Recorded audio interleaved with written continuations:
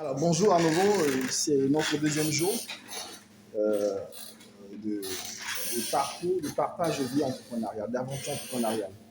Alors voilà, donc je suis Herman de Savanoui, je suis ancien fonctionnaire du secteur privé bancaire et financier depuis plus de 15 ans.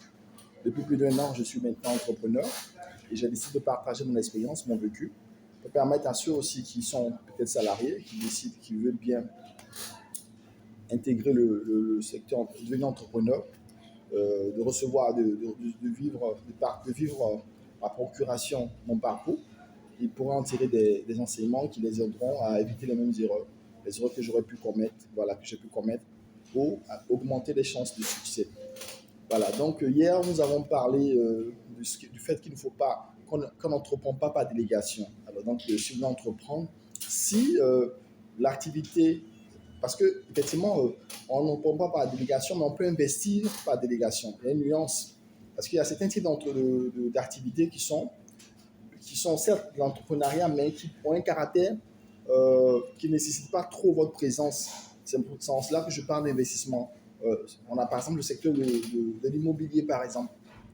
L'immobilier est un secteur privilégié dans lequel les salariés qui veulent augmenter, qui veulent diversifier leurs sources de revenus ou qui veulent avoir un retour sur investissement correct.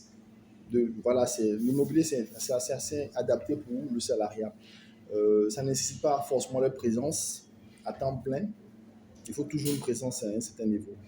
Les rendements sont plus ou moins sûrs, les rendements sont faibles, mais le risque est très faible aussi. Parce que, bon, vous savez, en investissement, qui ne risque rien n'a rien. Donc, si vous ne voulez pas, si vous voulez gagner beaucoup, il faut prendre beaucoup de risques. C'est ça la loi de la nature, c'est une loi immuable. Alors donc, après avoir parlé de ce qu'il faudrait être présent donc, pour suivre ces investissements, nous allons aborder le second conseil qui est la planification. Le bonheur se planifie.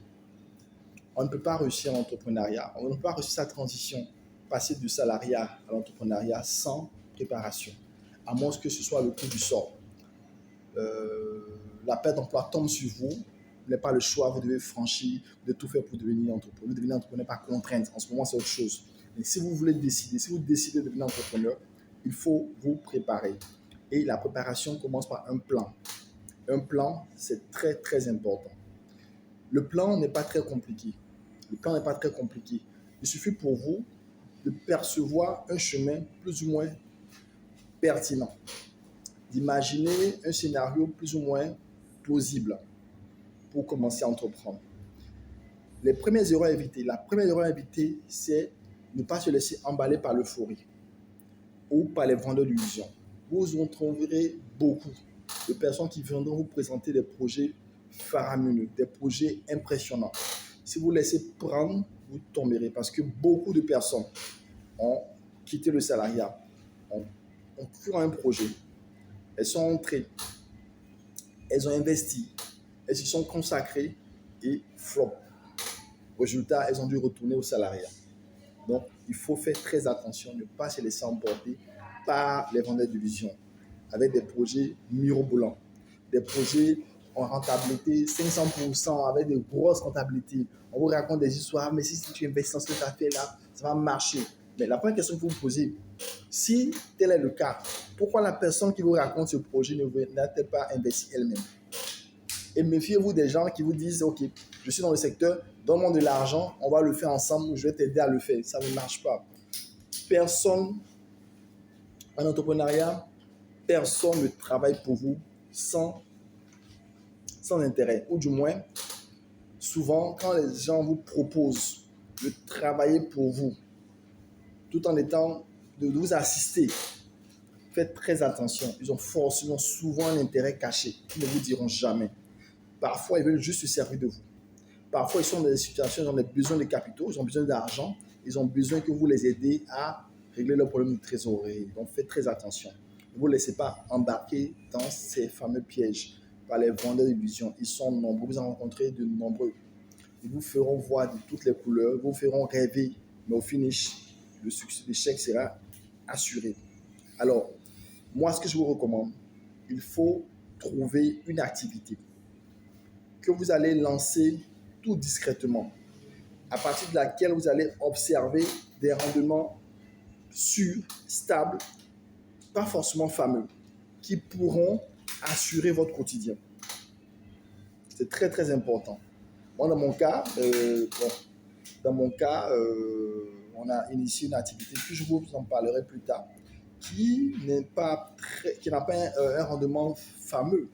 Ce n'est pas un projet dans lequel tu investis 100 francs, tu gagnes 200 francs. Non, non. Mais on gagne tout doucement. Ça nous permet de gérer calmement les charges de fonctionnement. Et une fois que ce projet-là a pris corps, et il y en a beaucoup, il y a beaucoup de projets tout à fait simples qui permettent d'avoir des revenus plus ou moins stables. C'est la première chose à faire. Première chose à faire, il faut avoir une activité qui vous procure un revenu stable et sécurisé, qui n'est pas fameux. Un projet que vous allez découvrir par vous-même en fonction de vos aptitudes, de vos goûts, de vos préférences et de votre, de ce que j'appellerais vos avantages personnels. Parce que tout homme si je fais l'analogie avec les avantages comparatifs qu'on apprend en économie internationale, tout homme a un avantage comparatif par rapport à la réalisation d'un projet, comparativement à une autre personne. Donc, je dis par exemple, je raconte une histoire. Moi, j'ai peut-être ma maison qui est en bordure de voie.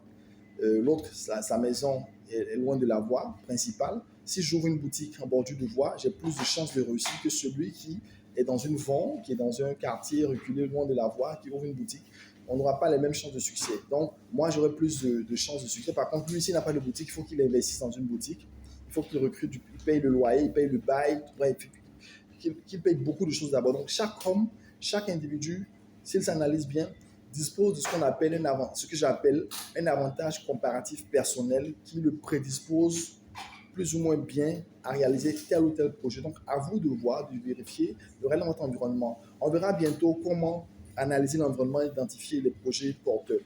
Alors donc, pour résumer, aujourd'hui, on a rappelé le conseil d'hier, on n'investit pas, on n'entreprend pas par délégation. Aujourd'hui, on parle de la planification. Et la planification consiste à éviter de se laisser berner par les vendeurs d'illusions, mais à se concentrer, première étape, à trouver un projet très simple.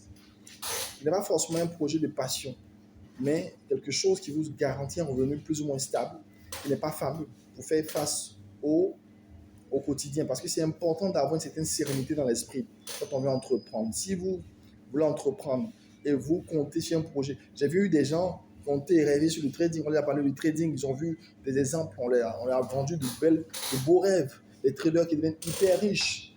Mais le trading, c'est aléatoire. C'est comme le dropshipping. Là où un seul réussit, c'est que 1000 ont échoué. Alors, si vous comptez sur le trading ou sur le dropshipping, vous mettez tous vos œufs dans le même panier, vous pensez que vous allez réussir. Bon, en tout cas, Dieu est bon, Dieu est grand, Dieu est là pour tout le monde. La chance aussi est là pour tout le monde. Si vous comptez sur la chance n'est pas une stratégie. Alors, on ne compte pas sur la chance n'est pas une stratégie. La chance peut venir à tout moment et si elle vient, on rend grâce à Dieu. Mais on ne peut pas faire une stratégie en comptant sur la chance. Voilà, donc, en résumé, il faut avoir une planification simple, choisir un projet très simple pour commencer avant de se concentrer, se lancer sur le projet de cœur. Voilà, si vous avez aimé cette vidéo, je vous demande de vous abonner, liker, commenter pour poser des questions pour la suite. Donc, rendez-vous à demain pour les chroniques de mon aventure entrepreneuriale. Je vous remercie, à bientôt.